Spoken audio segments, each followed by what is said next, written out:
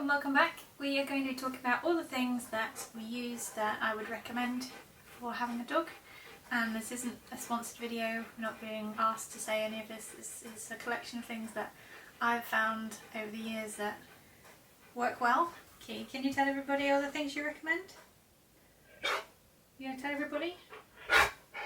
All the things that you recommend, yeah? Can you tell everybody what you recommend? So that they know that they can get it for their dog. The main lead that I use is this one. It's a hands-free one and it was custom made.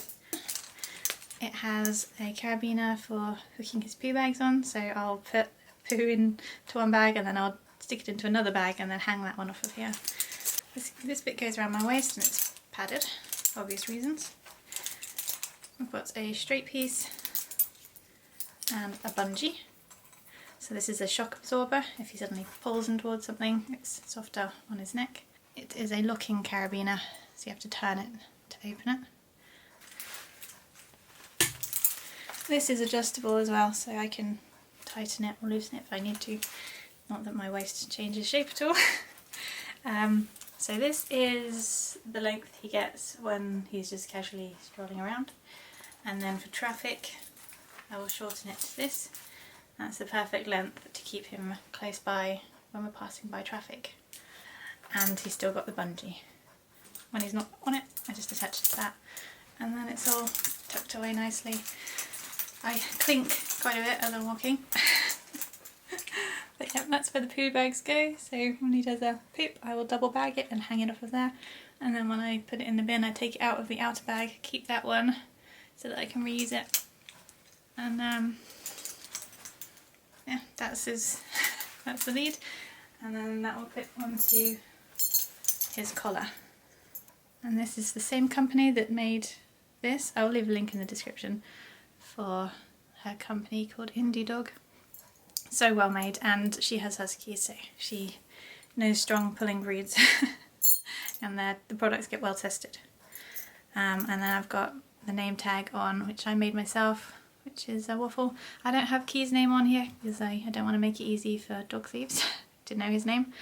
But by law it has my name, telephone number and postcode. So this is one of the other leads that I use. It's just a simple slip lead, and you have to, like everything, you have to use it correctly. You don't want to be yanking on this, but it sits at the top of the neck, high up. You don't want it sitting down here because that's the strongest part of the neck. Up here is where you have a lot more control, so you can actually easily move them from side to side if you need to direct them up to a different direction without hurting them, and they'll move a lot more easily if you're at the top of the neck rather than at the bottom where they have all of their strength. I have this lead, and I actually have a code for this one that you can go to. Again, it's not sponsored, but if you order this lead through my link, I do get a tiny small commission from it. So this is by Gearfur. It has a really cool latch, and it can't be accidentally pressed because you'd have to grab it like this to open it. So if one clip gets nudged, the other one stays closed. It's Gearfur, and it's his climbing rope, so it's nice and strong. If I'm taking Key out for a walk in the evening, I might use one of these. I tend to use these two leads together when I'm walking Key on his main walk, which is for an hour or more, because it gives me extra security. So in the very slim chance that someone tried to steal him, they'd have to get through not only a locking carabiner but also a slip lead. It also means when we come across aggressive dogs, which unfortunately we do quite often, they just take an immediate dislike to Key, which is a real shame. But this gives me a lot more control on his movements. So sitting at the top of his neck, I can easily redirect him if he gets a bit too interested in a dog that's being aggressive towards him. And then the bungee on this one, which will sit on his collar lower down on his neck, adds a little bit of buffer if he does pull towards anything. And this one is shorter than this one, even when it's fully extended, so he would never accidentally pull into the slip lead. He would always pull into the bungee. And for those of you that are going to tell me that Key would prefer to be on a harness, I can direct you to several videos of him wearing a harness that would tell you no, he would not prefer to be on a harness at all. He absolutely hates harnesses. He has to wear them occasionally, but for a general walk I wouldn't put him on a harness because they're not conducive to a dog walking to heel. You have no control over their movement. Putting a harness on a dog basically is putting all of their muscle into this strap, which is nice and comfortable, so that they can push and pull as hard as they like because it's not restricting them from going forwards, it's making it easier for them to pull you, which is why Huskies wear harnesses to do sled races and ski touring and bike touring. Harnesses make it easier. It doesn't make them want to walk to heel, so I would never use a harness to teach a dog to walk to heel.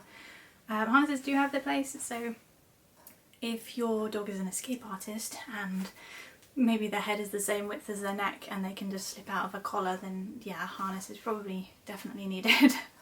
But he's never slipped a collar, he's never slipped a harness, he's never tried to. Harnesses are needed for pulling work, for, like I said, ski touring and bike touring and sledding, because that protects their neck when they're pulling, because it allows them to pull. When it comes to extendable leads, I don't have an example of that because I've never had one and I never would have one. They're a bit contentious really. Extendable leads do have their place and they can be used appropriately and safely, but I've seen so many examples of them not being used safely. My sister had one wrapped around her leg, a different dog owner, when she had a dog years ago, and she has the scar still because it burnt through her leg. When walking Key, we've had multiple dogs dart out into the road on the end of an extendable lead because they're trying to get at him and it's been extended. I've heard stories about them snapping, about them literally when the dog yanks to the end it can get pulled out of your hand, and then not only is this dog loose running away, but they're being chased by this clattering plastic thing that's getting closer to them as it retracts. So the dog's going to run away scared of this retractable handle. They can be used safely, just not around people, not around trees or things that they can get wrapped around, not around other dogs really, because unless your dog is very, very well behaved, you could end up tying people up or tying dogs up, or just it's a disaster waiting to happen, unfortunately. Up here, and you get biscuits. Good boy. That's it, good boy. Oh, I'll scratch again. There you go. Key's back to talk about food. At the moment he's on an elimination diet, which I've spoken about in other videos because of allergies. Coming to the end of it, middle of July I think, when I can start reintroducing his other foods if his allergies continue to be pretty low. At the moment the foods he's having is whitefish, ostrich, kangaroo and goat. And these are ostrich treats. This is a jerky, and then these are an example of the sticks of goat. The company's called JR, again, not being sponsored. If you'd like to. You get through a lot of your treats. They're quite expensive. They are quite expensive treats, especially the ostrich. I guess it's not as widely available maybe. He's got quite a few different versions of the treats. So there's tendons and jerky, goat ears. They're not by JR though. That's by a different company. I can't remember what it's called. So the furry goat's ears are actually good for digestion and deworming. It's a natural dewormer because of the fur. This I definitely recommend. It's a joint supplement called U-Move. He started to get quite stiff because he's a 7-year-old boy now and is very active, so these are amazing. It's really loosened up his joints. This is, what is this? Goat lung. And then there's this, which is called Plaque Off by Proden, I think. This is for cleaning teeth. It's just a seaweed. I'm not entirely sure how it works, but it's 100% specially selected seaweed meal. And that is it. So it goes into their food, and it was recommended by Key's vet to help clean teeth. What do you think about your treats? Yes, are your treats okay? Yeah? You like the food? You like the goat and the ostrich and the kangaroo? Yeah. You want some right now? Is it good? Yeah? Was that your belly or your butt? I heard a gurgle coming from down there. You were thinking about food.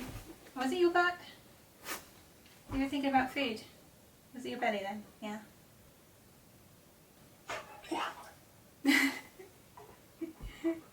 With a floss, there you go.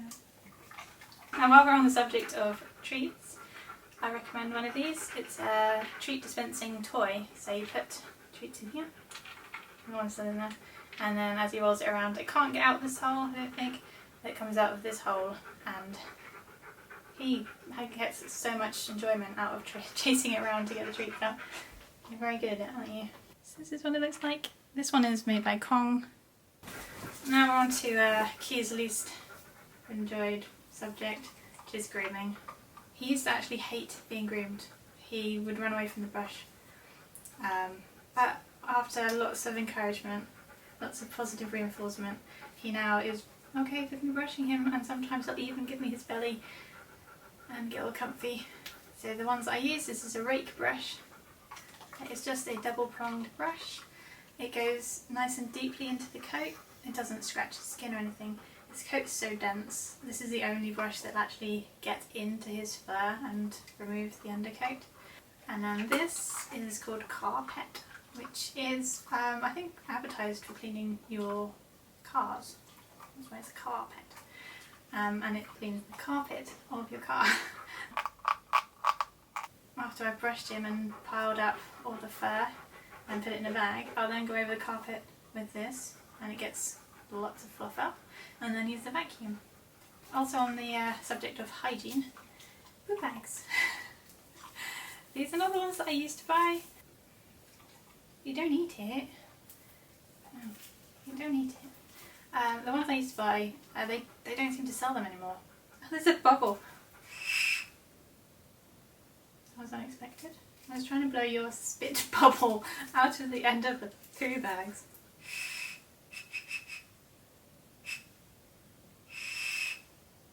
Yeah, the ones I used to buy, they don't seem to do anymore. They were black and they had handles, and I've still got 2 of them, and I use them to clip onto the carabiner on the waist lead just because they've got a handle. These ones don't have a handle. I was really struggling to find biodegradable, compostable poo bags with a handle. So this one's all wet now. But on this diet that Key's on at the moment, this dehydrated raw, he does 3 to 4 poos every morning. He used to do 1 to 2 on his raw diet. And these are big ones. Sometimes it's a 2-hander, so I have to put both hands in the poo bag, and sorry, this is graphic. Yeah, having to pick up those chunky, 3 to 4 chunky poos. But the bags are good. I can't remember what the brand is. It's from Amazon. You're still dribbling on me. But the ones I used to buy, they felt like velvet. They were really, really soft, and I liked them. And you can really tell how biodegradable they are, because the 2 that I've kept as the carry bag for the poo bags, for the full poo bags, they're starting to degrade, so I've got little holes coming out in them. It's good to know that they do actually biodegrade, and I haven't had it that long, not even a year, and it's already starting to break down. So don't know about these brown ones because I haven't had them as long in my pocket, because they don't have the handles, so they're not as convenient for doing the double bagging. You're a good boy. You're a good boy. Key, what do you recommend to all of your furry friends online? Key, have your recommendations? Oh, you squished my hand. What do you recommend then? Hmm? Oh, you spit.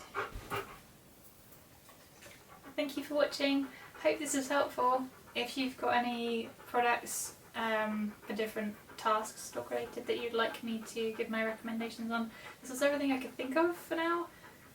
But I'm sure there's other things, areas that I haven't touched on that would be useful. Oh, he's off. And if you liked the video, please click the like and subscribe if you'd like to see more.